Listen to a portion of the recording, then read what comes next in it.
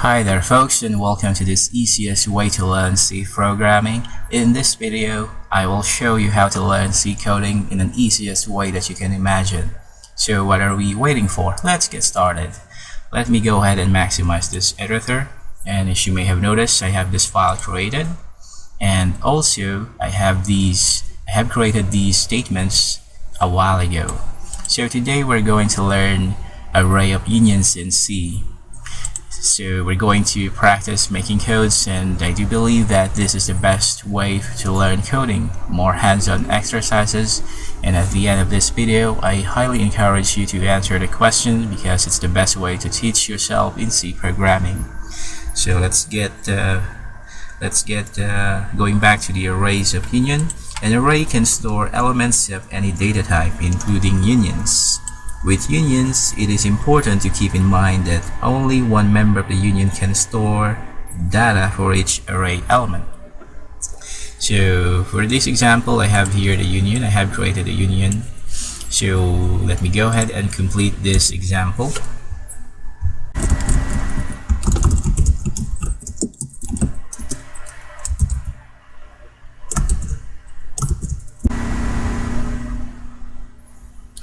So here is the example of the array of unions. So let's go ahead and quickly run this. So right click, compile and run. And let me double check here. I have an error message. So let me check my code.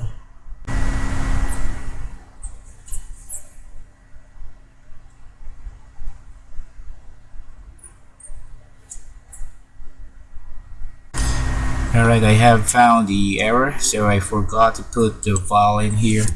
So make sure to check your code before running it. So compile, let's go ahead and compile and run again. So here is the result. You should be getting these a series of numbers in your terminal. So again, an array can store elements of any data type, including unions, and with unions, it is important to keep in mind that only one member of the union can store data for each array element. And after declaring an array of unions, an element is accessible with the index number. The dot operator is used to access members of the union, as in this example in this program. We have used dots to access members of the union. So let me give you another example. Let me just go ahead and comment this. So let me go ahead and comment, or let me just delete this lines here, and then let me create a new set of codes.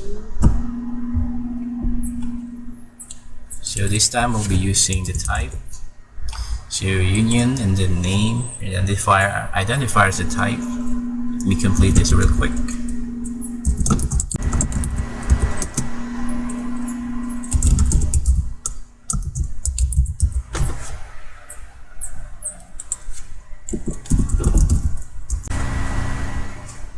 So here is the second example of arrays of union. Let's go ahead and run this real quick. So I'm still getting an error again, and let me double check my code.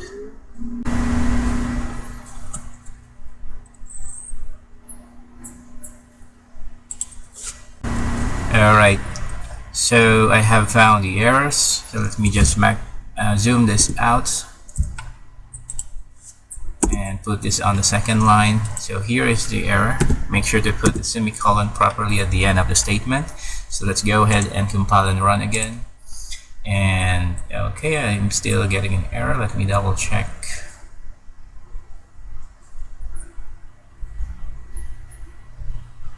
So here it is. I forgot to put the semicolon, so make sure that you double check your code.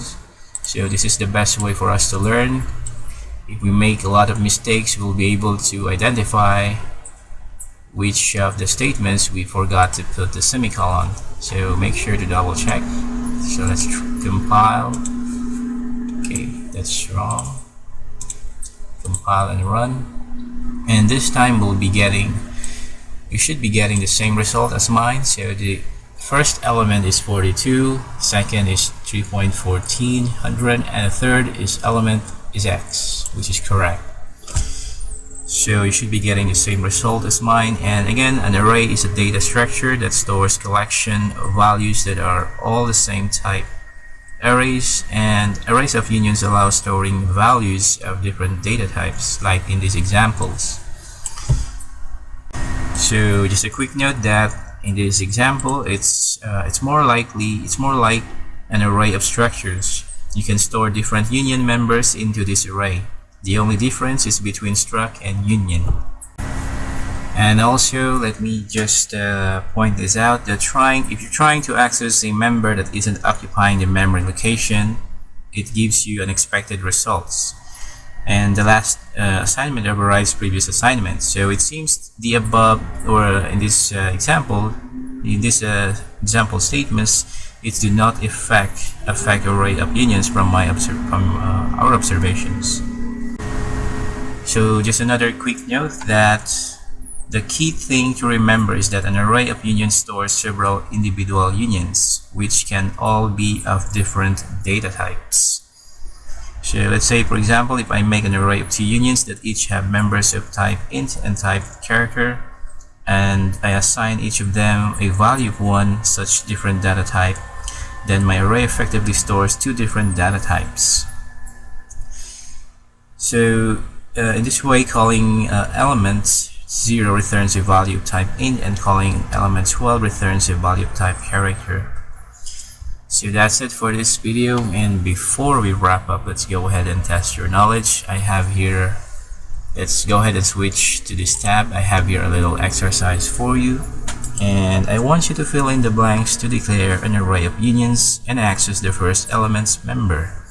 So as you may have noticed, we have blanks in here that needs to be filled in by you, and if you already know the answer, please put it in the comment section below. Thank you.